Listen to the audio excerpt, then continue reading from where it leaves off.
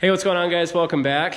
Well, as we wait for parts to come back from blast, I figure now is the perfect time to knock out a buttload of welding on the 69 Roadrunner convertible. And that's in the form of the US Car Tools Stage 2 chassis stiffening kit.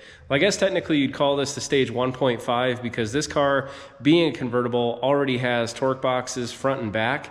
So it does take a little bit of the work off our hands.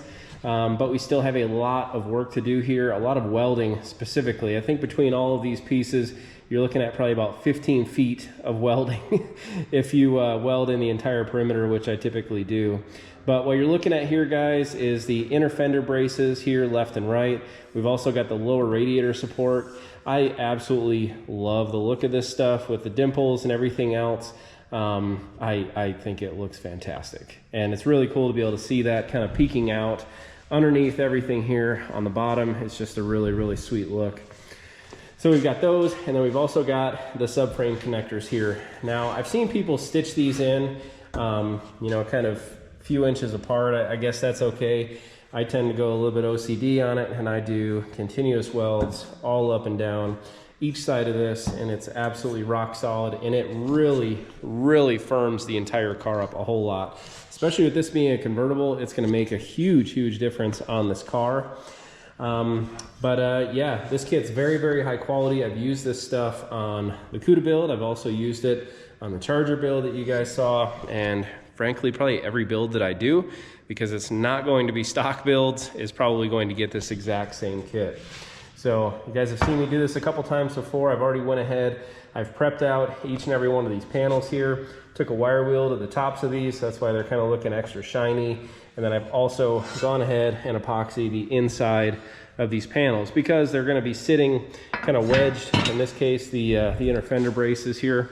We're going to take out this piece here, and then that is going to be wedged up in here. We're going to have to clean this whole thing up. It's going to be nasty. It's going to be smelly because that is the original factory undercoating there. So we're going to try to get in, clean behind, clean the perimeter, and put in some good welds here. But we'll have to do that on each side of this. We'll also have to do that here on this brand new radiator support piece here that we just put in. And this bracket will have to be drilled out. There's 3 spot welds on this. We'll actually be able to pry this up out of the way, weld that in, and then actually push this back down, clamp it, weld it, and you'll never know that it was ever done. So there really ain't no magic to this, guys. If you're into the welding episodes, you're really gonna like this one. So very little talking, a whole lot of welding, and a whole lot more progress on this car. So let's get to work.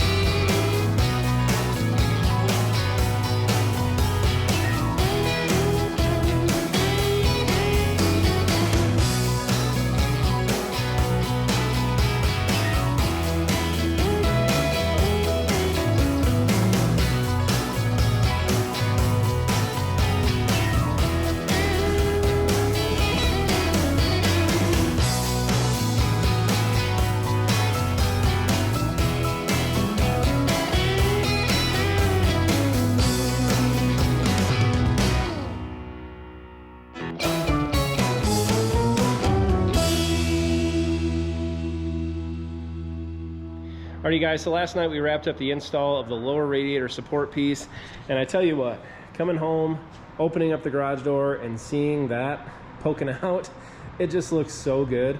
Now, couple things. First off, if you guys want like a super in-depth and detailed install of the step-by-step and me showing you how to do the whole thing, check out the install that I did on the Charger and also the CUDA. It's pretty much the exact same kit. It's the exact same kit as the Charger, but in this one I want to share kind of some tips and tricks and explain some of the why behind some of the things that I do with this install.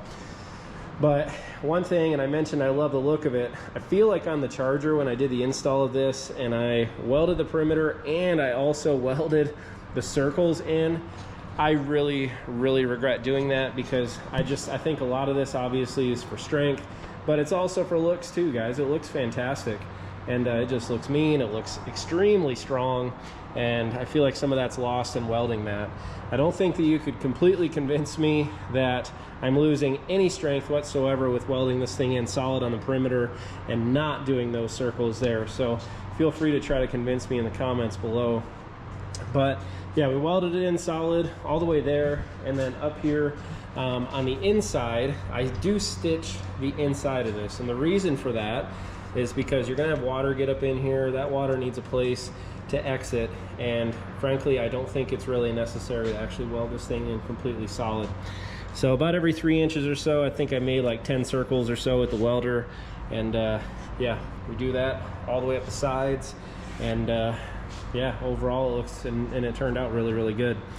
Here on this bracket, when I actually bent this up, I did break free another one of the spot welds. You can actually see the one spot weld that's still hanging on right there.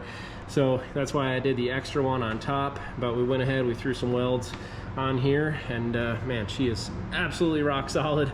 It ain't going nowhere, and yeah, very happy overall with the look.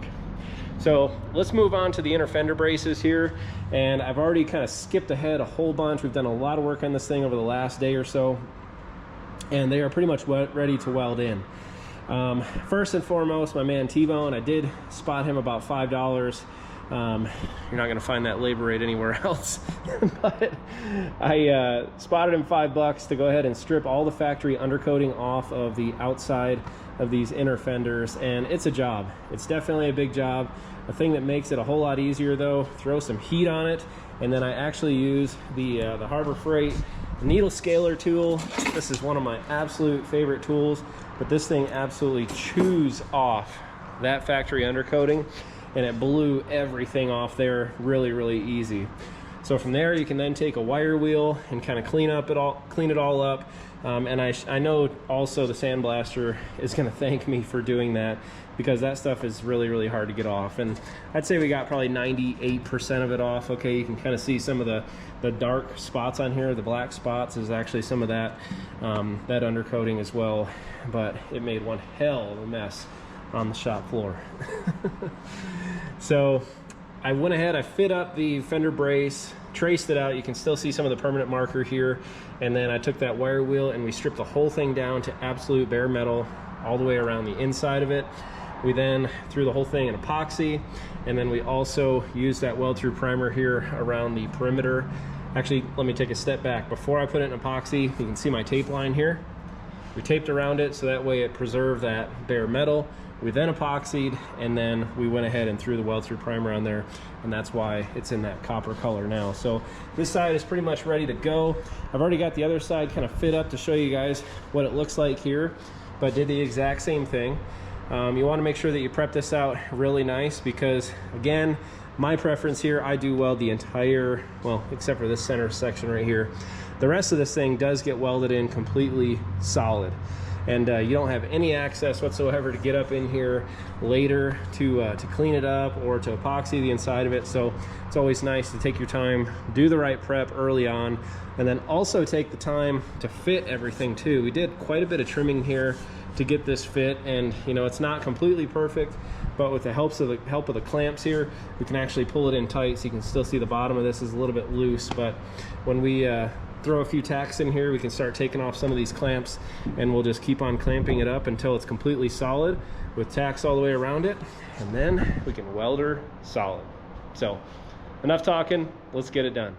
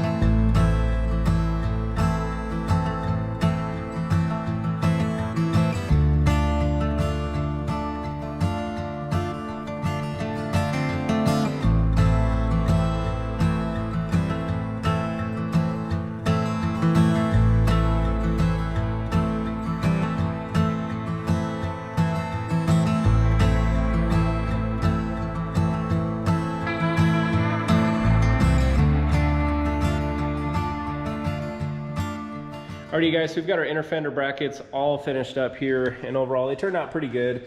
Now I will come back and I will finish these out just with a flap disc, but you can see, I mean, the welds turned out really good. I personally don't mind the weld staying just like that, but we'll go ahead, we'll make it pretty, we'll clean everything up. Now, you know, the trick to this is just to have enough big clamps so that way you can hold it as tight as you can. You know, I made some trims, I made, you know, a couple little cuts here and there, and you still end up with some gaps that are probably wider than what you feel is right to bridge the gap and to close. But again, use your hammers, use your clamps, you know, and get it as close as you possibly can. And, you know, overall the results I think worked out pretty good. A quick tip here, I tend to run my welder on the hot side. I ride that fine line of burning through and getting good penetration with the weld, and you know, sometimes I burn through, and if you do that, you will have to come up through here and finish out these welds. So in a couple places on here, you know, with the metal shrinking and whatnot, I did have to come back, grind this down, and actually fill those, and you can kind of see an example of one right here that I just realized that I missed. You can kind of see that low spot right there. So we'll come back through here. It's already cleaned up. We'll put some weld in there, grind it flush, and it should metal finish out just fine. But here on the passenger side, kind of the same thing. Turned out really good, guys.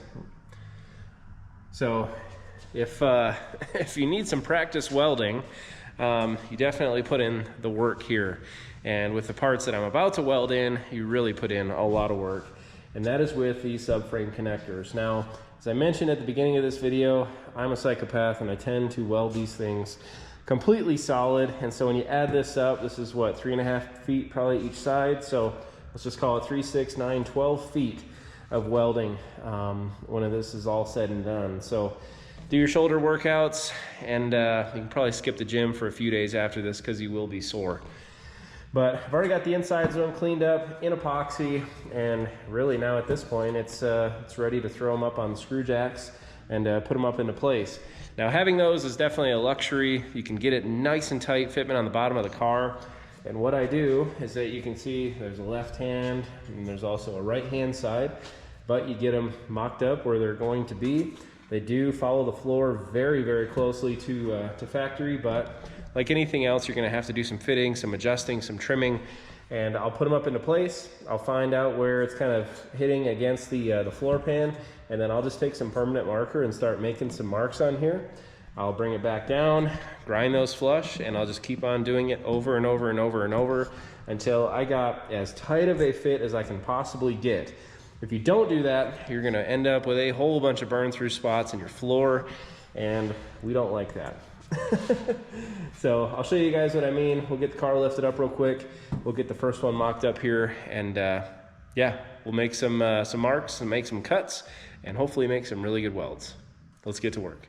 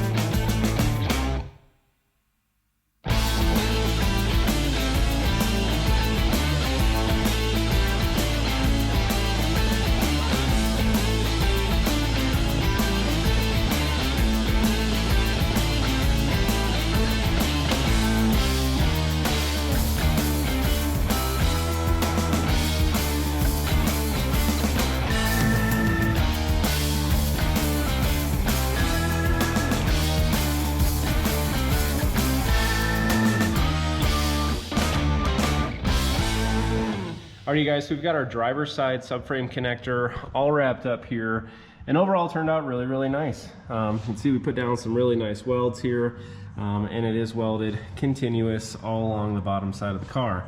Now continuous, I don't mean start to finish blasting all the way down this entire thing. You know, I do probably kind of see here like a 2-inch section. I'll jump to the other side, do a section over there, hop back over here, go to the front. You kind of jump around, and then eventually you'll kind of intersect and connect all of those welds together, and that's how you wind up with all of that. So a tip that I shared earlier that really could have turned out disastrous for me is that you want to make sure that you jump around, like I was saying, for 2 reasons. Number one, keeps a lot of heat out of the panels, so out of your floor pan, and also, you know, this piece right here is super, super thick. These floor pans, I believe, are 19 gauge or 18 gauge from AMD, so they can warp and distort quite a bit on you. So you just want to try to keep your heat down to the extent that you can. But number two, with that, you know, comes a lot of panel shrinkage and different things. So if you were to just start blasting a continuous bead down this thing, that metal's going to shrink, and this whole entire subframe connector is going to start turning up on you like that. And you definitely don't want that. So having those screw jacks is a super huge benefit here. So I'm able to hold it nice and tight to the floor pan, do a little stitch here, a little stitch here, hop to the other side, hop up here, and then just start your pieces like that, and you won't have any of that to worry about because it'll be super, super secure, and the fitment overall just turned out fantastic. So this stuff takes a lot of time, guys. It also takes a lot of welding gas. I really hope I have enough to finish the passenger side, but yeah, we're gonna go ahead, we're gonna get to work, wrap this job up, and be one step closer to finishing up the metalwork on this car. So let's get it done.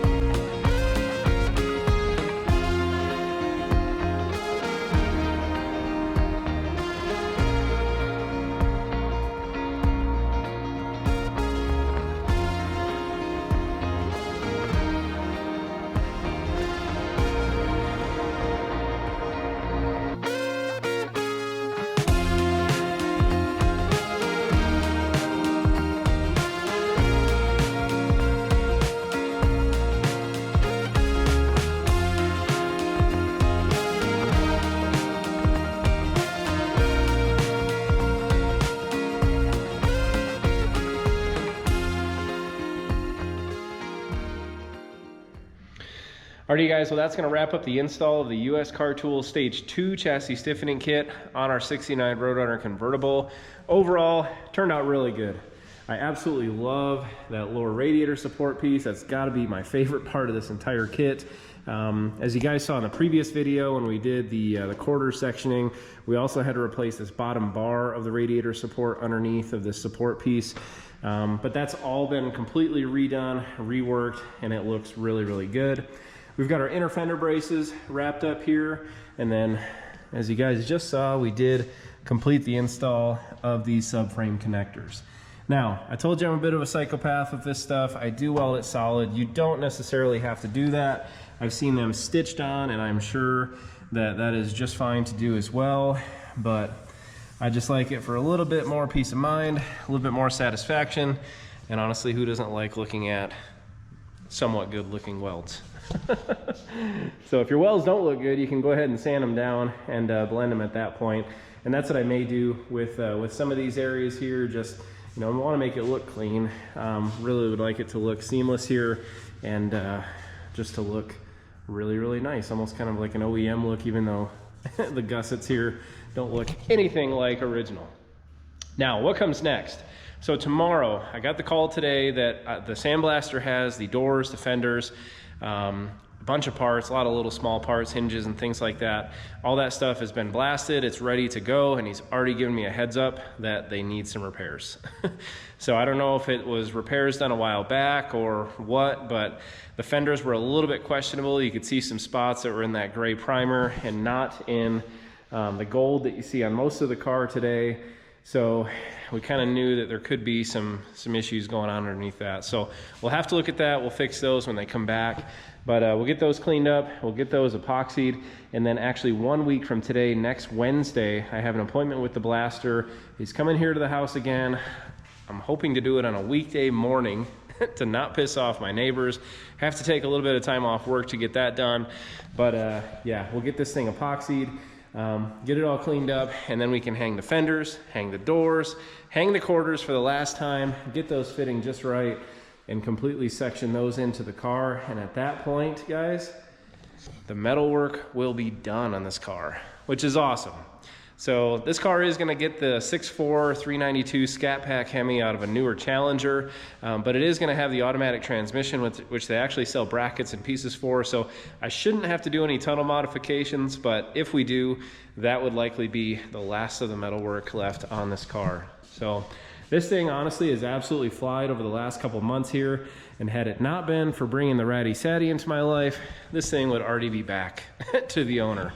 But yeah, we'll get her wrapped up here, and honestly, the timing could not be better because we maybe have 2 to 3 weeks left of this 60-degree, 70-degree weather, and winter's going to be setting in here really, really fast in Utah.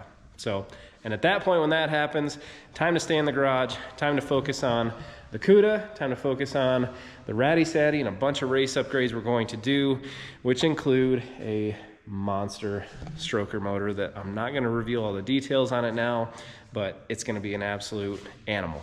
And I can't wait to show you guys and take you along for the ride. And yeah, hopefully you have it done and ready in time for Matt's, the muscle cars at the Strip Show in Las Vegas in March next year. So lots to look forward to, guys. And again, I really, really appreciate all the comments, all the support, and all of you guys that have followed me since the beginning. So thank you.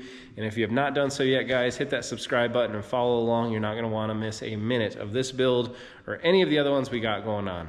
So until then, take care. I'll see you again real soon.